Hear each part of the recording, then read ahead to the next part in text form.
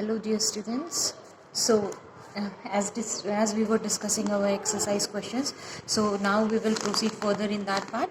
No? So two in-text exercises questions we have already discussed. Now we will move on with the third part, that is, and these questions are present on page number 9.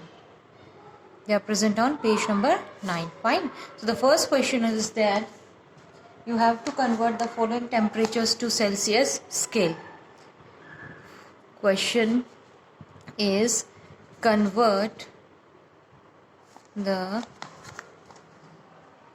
following temperatures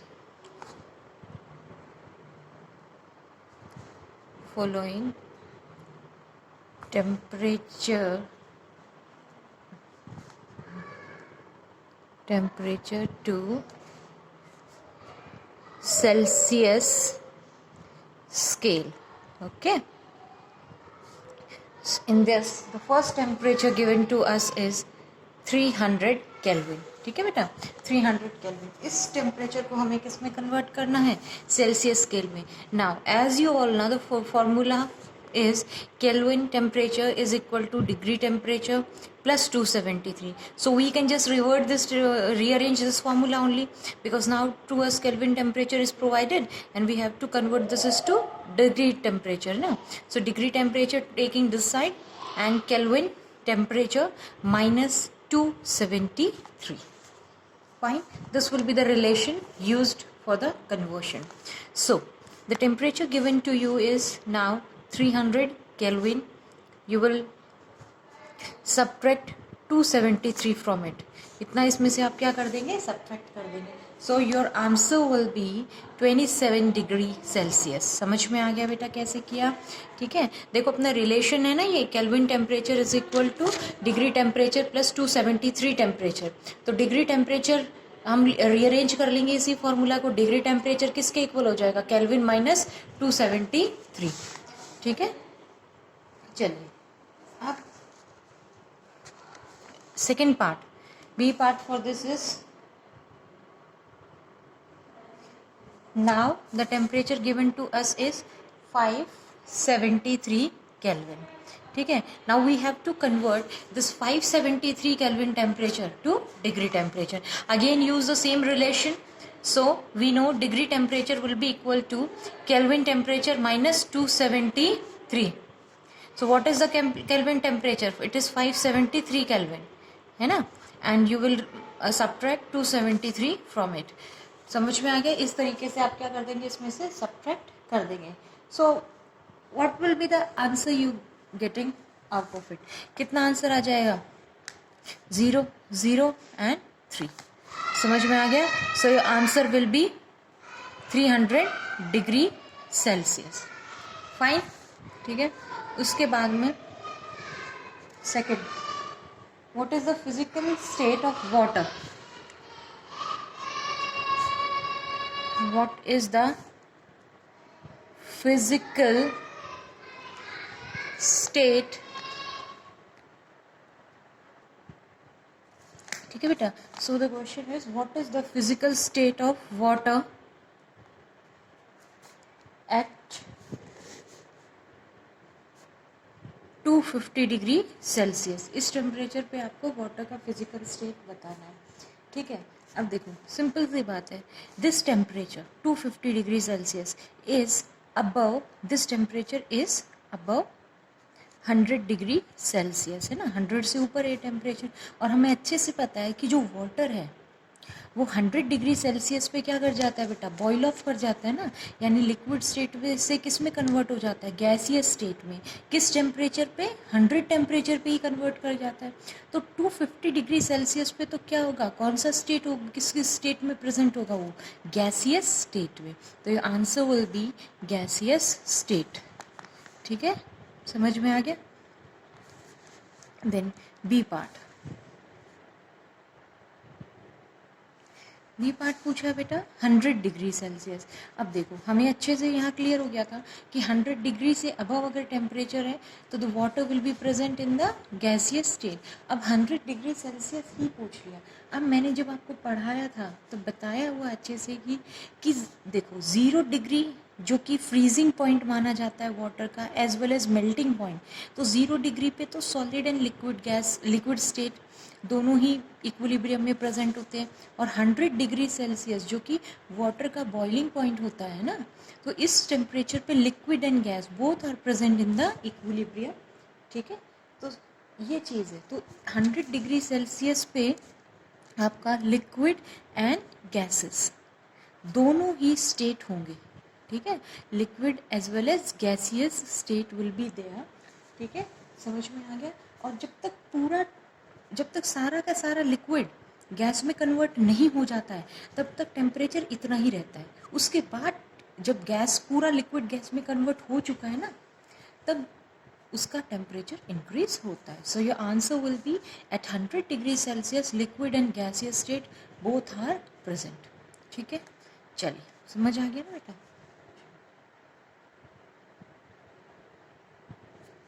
अच्छा, now the third question, and this question is very important. See, the question is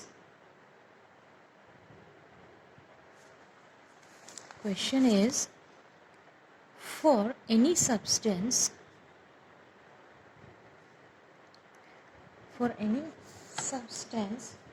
why does the temperature remain constant during the change of state?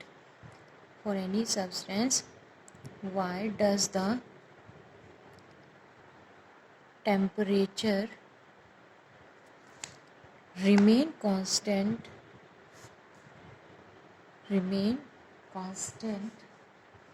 during the change of state?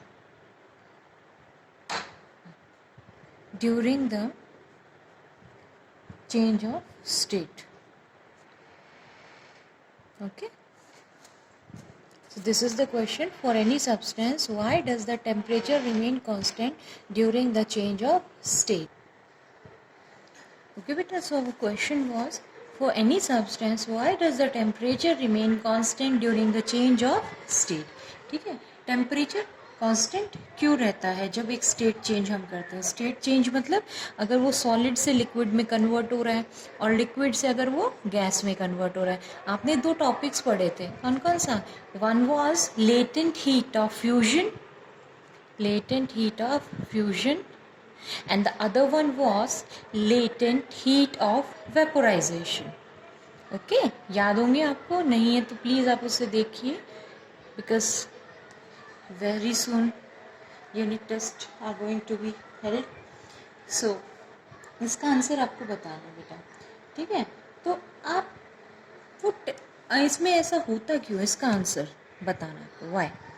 So the answer will be that the heat supply during this process. ठीक है, जो हम heat supply कर रहे हैं वो heat कहाँ utilise हो रही है बेटा? वो heat is utilize in the change of the state, phase change में वो काम में आ रही है। So the temperature of any substance remain constant.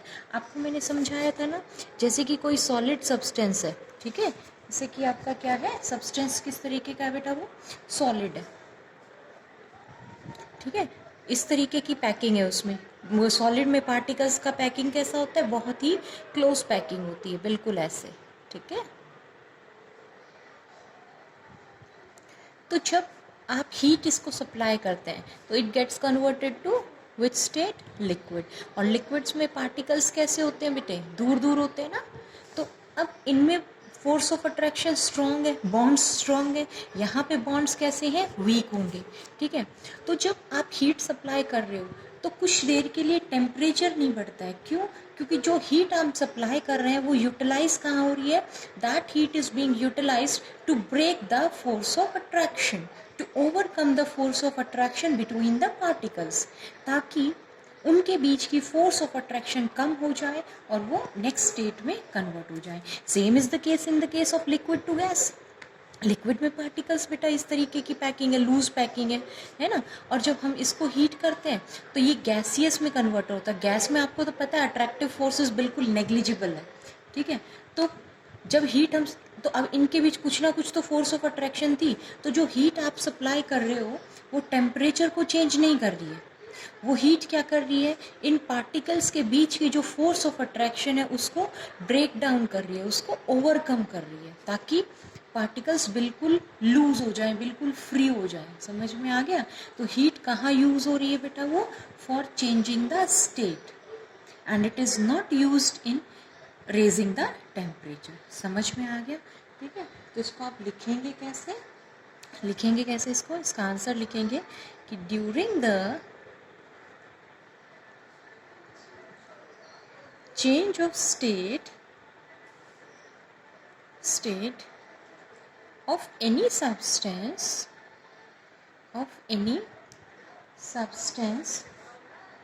the heat supplied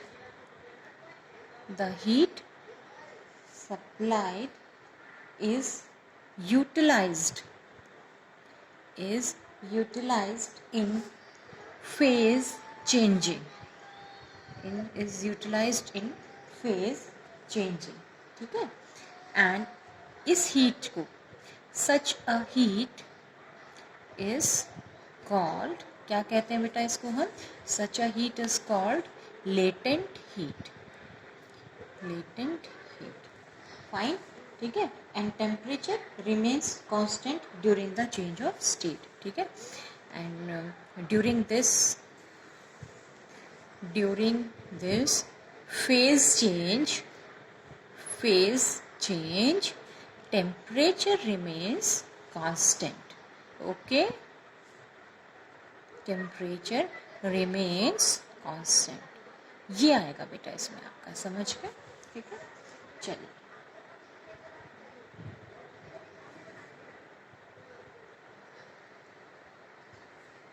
now the next question, fourth question is suggest a method to liquefy atmospheric gases. Suggest a method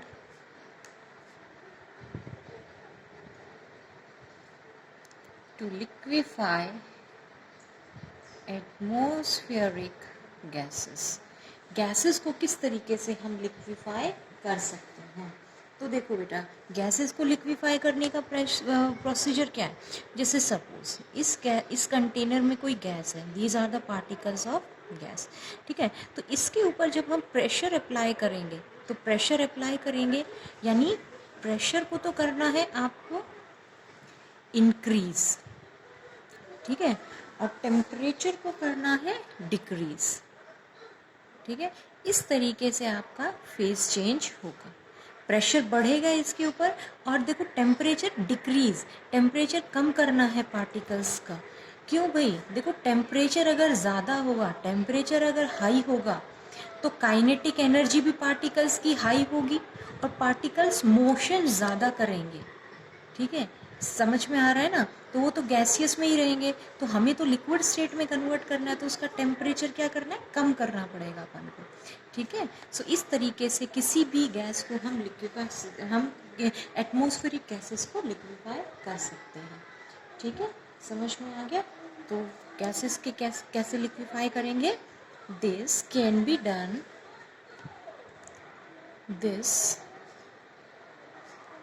B done by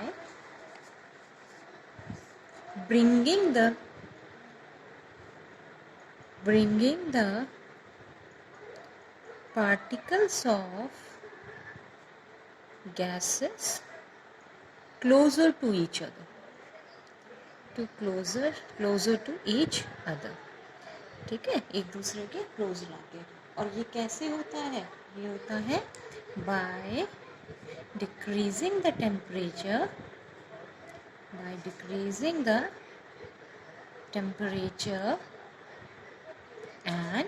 increasing the pressure, ठीक है, and by increasing the pressure, ठीक है बेटा। देखो ये सभी questions आपको unit test के लिए प्रिपेयर करने पड़ेंगे। ठीक है। सो पेज नंबर 9 पे जितने भी आपके इंटेक्स्ट क्वेश्चंस थे वो हम सॉल्व कर चुके हैं। Now we will proceed further. अभी आपके इंटेक्स्ट क्वेश्चंस दिए हुए हैं ऑन द पेज नंबर 10, ठीक है। और ये वाले जो क्वेश्चंस हैं पेज 10 वाले, these are based on the topic evaporation, ठीक है। इवेपोरेशन क्या होता है बेटा? Evaporation is a process by which a liquid gets converted to its vapours below its boiling point. ये ध्यान रखना है इसमें आप, ठीक है। चलिए, so the first question is why does a desert cooler why does a desert cooler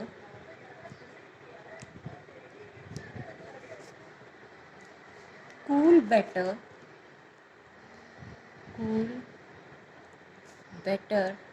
on a hot and dry day? मतलब जो कूलर वगैरह होते हैं ना वो हॉट और ड्राई डे, बेसिकली ये चीज़ ड्राई डे पे ज़्यादा अच्छी कूलिंग करते हैं, ठीक है, बजाय कि जब ह्यूमिडिटी हो, है ना, उस दौरान उनकी कूलिंग अच्छी नहीं होती है। मतलब बारिश के मौसम में नहीं कूलिंग ज़्यादा, एक ड्राई डे पे कूलिंग ज़्यादा अच्छी होती है उसकी, ठीक है। तो देखो इसका आंसर क्या होगा, ये समझ में आओ। देखो ये जो डेजर्ट कूलर होता है ना, a desert cooler increases the humidity of the surroundings। देखो बेटा, कूलर का आपने सिस्टम देखा होगा, कूलर में जो वाटरफॉल होता है विंडोज़ की साइड में उसमें, तो वो किस में कन्वर्ट होता है? वो लिक्विड से इवेपोरेट हो जाता है, वो लिक्विड से गैस में पानी ख़त्म होता जाता है ना कूलर का, तो जा कहाँ रहा है वो? लिक्विड स्टेट में से किस में कन्वर्ट हो गया बेटा? गैसियस स्टेट में, यानी वेपर्स में, है ना। और वेपर्स में कन्वर्ट होके वो कहाँ चला गया? बाहर की तरफ, यानी सराउंडिंग्स की तरफ, ठीक है। अब ह्यूमिडिटी किस में बढ़ गई है? बाहर की सराउंडिंग्स में इंक्रीज हो गई है ह्यूमिडिटी। और अंदर की मतलब वो जो ये स्टेट कन्वर्शन हुआ है ना लिक्विड टू गैस, मैंने बताया था कि लिक्विड टू गैस कन्वर्ट हो रहा है तो उसे हीट की ज़रूरत होती है, लेटेंट हीट की ज़रूरत होती है। वो लेटेंट हीट कहाँ से ले रहा है? अंदर से ले रहा है, जो अंदर का उसका एटमोसफियर है कूलर का, वहाँ से, ठीक है। तो अंदर की हवा फिर उसकी तो हीट एब्जॉर्ब करके लिक्विड से गैस में कन्वर्ट हो गया, अंदर कैसा हो गया? अभी कूल, ठंडा हो गया। वो ठंडी हवा आपकी तरफ आ रही है, that cool air is coming to you. और बाहर की तरफ उसने, कूलर ने अपनी बाहर की सराउंडिंग्स को कैसा कर दिया है बेटा? उनकी ह्यूमिडिटी बढ़ा दी है। समझ में आ गया? ये चीज़ है इसमें आपकी, ठीक है। अब जो वाटर पार्टिकल्स हैं, water particles in the air take the heat from the surrounding objects and evaporate. ये मैंने अभी आपको बताया, ठीक है, कि वाटर पार्टिकल्स जो पानी गिरता है ना उसमें, तो वो क्या कर रहे हैं? Water particle in the air take the heat from surroundings and evaporate हो जाएगा, इवेपोरेशन हो जाएगा। समझ में आ गया? और हॉट ड्राई डेज में क्या होता है? जो मॉइस्चर लेवल है वो, उसकी वजह से क्या होगा? मॉइस्चर लेवल बाहर कम होगा। In hot and dry days moisture level in the surroundings, in the atmosphere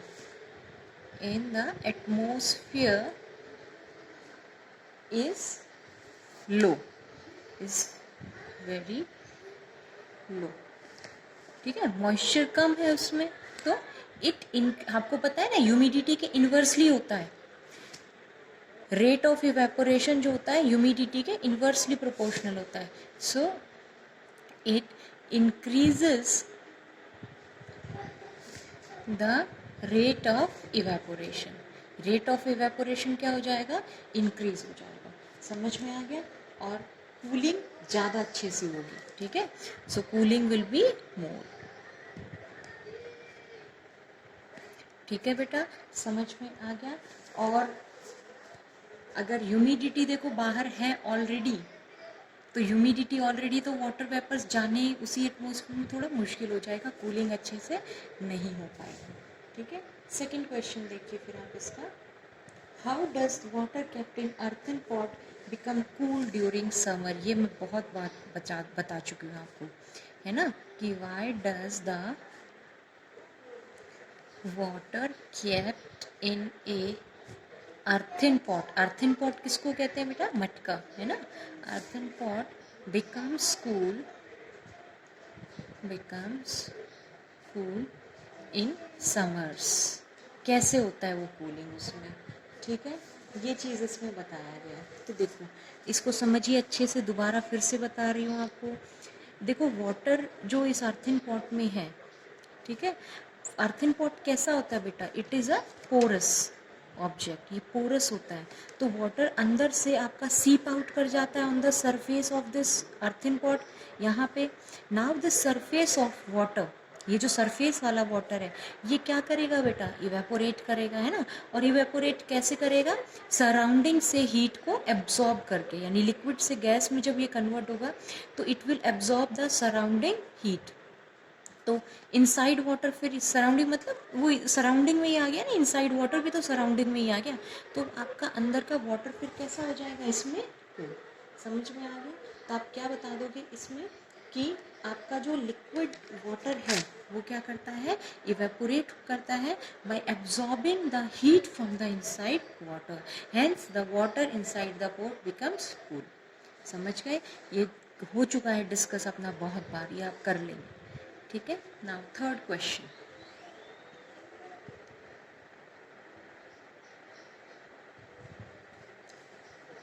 third question again related to evaporation. Why does our palm feel cold when we put some acetones or some acetone, perfume या petrol, ऐसी चीज़ें जो अगर हम कभी हमारे हाथ पे लग जाती है तो हमारे पाम को कैसा फील होता है बेटा, ठंडा फील होता है, कूल फील होता है। तो देखो ये सब क्यों होता है, इसके रीज़न क्या है कि जो सारे लिक्विड्स हैं, लाइक एसीटोन हो गया, है ना, परफ्यूम हो गया, पेट्रोल हो गया, ये सभी कैसे लिक्विड है बेटा, ये सब के सब वॉलेटाइल लिक्विड्स हैं। Volatile liquids means they evaporate at low temperatures। गिरते ही मतलब हैंड पे ये क्या कर जाते हैं बेटा, इवेपोरेट कर जाते हैं। और इवेपोरेशन आपको पता है ना, इवेपोरेट कर जाएगा तो क्या होगा, they take heat from the palm, हमारे पास हाथ पे गिर गया मान लीजिए ना, तो हैंड से ही हमारी हीट को एब्जॉर्ब करेगा और इवेपोरेट हो जाएगा। तो हैंड की हीट तो गई, तो हैंड को कैसा लगेगा, कूल, समझ गए। तो they take heat from the palm and evaporates and thus make the palm cooler। समझ में आ गया, पाम को कैसा लगता है, ठंडा। इजी है सारे क्वेश्चंस, ठीक है, बस सिचुएशन क्लियर होनी चाहिए आपको। Then another very general question is asked. Question is, why are we able to sip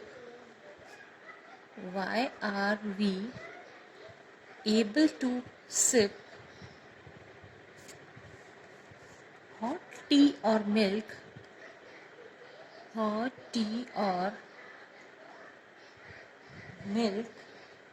from a saucer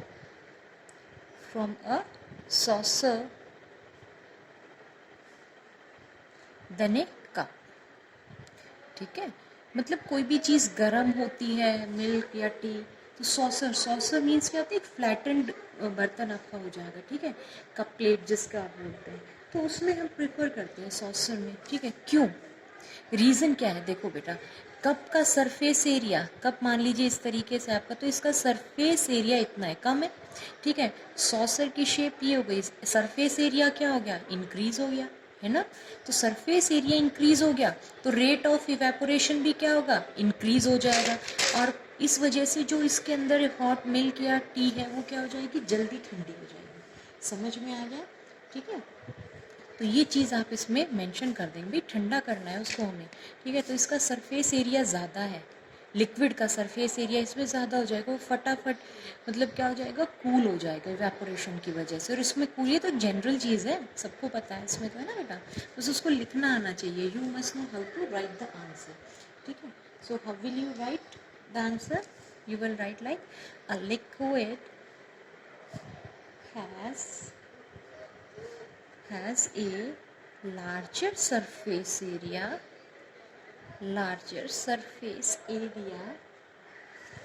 in a saucer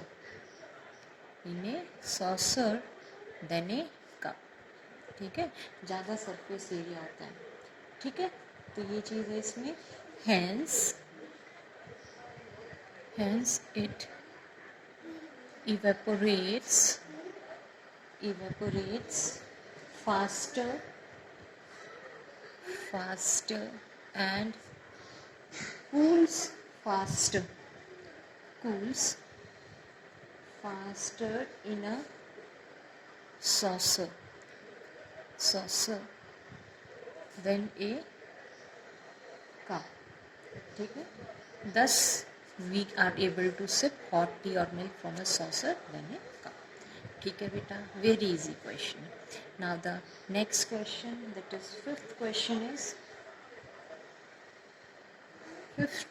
is what type of clothes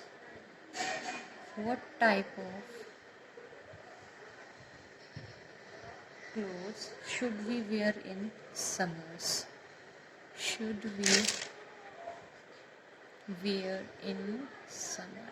ठीक है, समर्स में हमें कैसे क्लोथ वेयर करने चाहिए। बहुत सिंपल सा आंसर है, क्या आंसर होगा, कॉटन क्लोथ्स। एंड वाई, इसका आंसर भी आना चाहिए ना आपको, क्यों। तो देखो बेटा, इसमें आपका आंसर क्या होगा कि कॉटन क्लोथ्स तो वेयर करने चाहिए, ठीक है। Why, because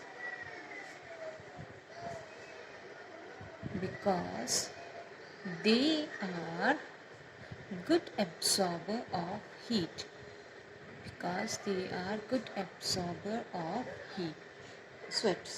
good absorber of sweat, पसीने को अच्छे से सौंप लेते हैं ना ये, ठीक है। and they are exposed to the atmosphere making evaporation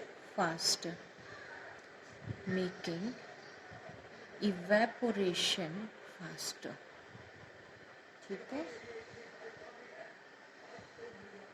तो इवेपोरेशन क्या होगा, फटाफट होगा। अगर वो देखो कॉटन क्लॉथ ने आपका स्वेट को एब्जॉर्ब किया, अब इवेपोरेशन फिर इस लिक्विड का फटाफट हो जाएगा, और फिर क्या होगा, अब during this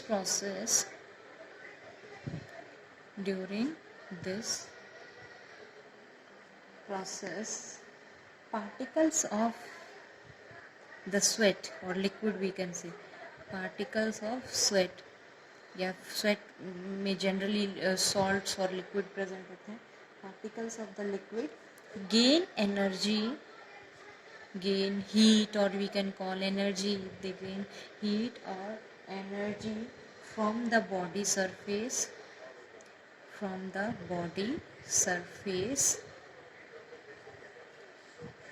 and makes the body cool, ठीक है। समझ में आ गया। देखो क्या बताया मैंने आपको यहाँ पे कि जो अपने क्लोथ्स हैं, है ना, अपन कॉटन क्लोथ्स क्यों प्रेफर करते हैं वेयर करना, क्योंकि cotton clothes are good absorber of sweat. तो और फिर वो स्वेट जब एटमॉस्फेयर के एक्सपोज हो जाता है तो इवेपोरेशन रेट फटाफट होगा, और जो स्वेट है, लिक्विड है, वो हमारी बॉडी में से स्वेट को एब्जॉर्ब, हमारी बॉडी में से हीट को एब्जॉर्ब करेंगे, ठीक है। और हमारी बॉडी का सरफेस कैसा हो जाएगा बेटा, इसमें कूल हो जाएगा। समझ में आ गया? So this is it. So today we have discuss the in-text questions present on page number 9 and 10. Now I have completed every question of this NCERT. Exercise questions also we have discussed, in-text questions also we have discussed. So your chapter 1 should be complete in your notebook. Notes plus all the in-text questions plus the exercise questions. Okay students, this much part must be done in your notebooks very nicely. Okay students, thank you.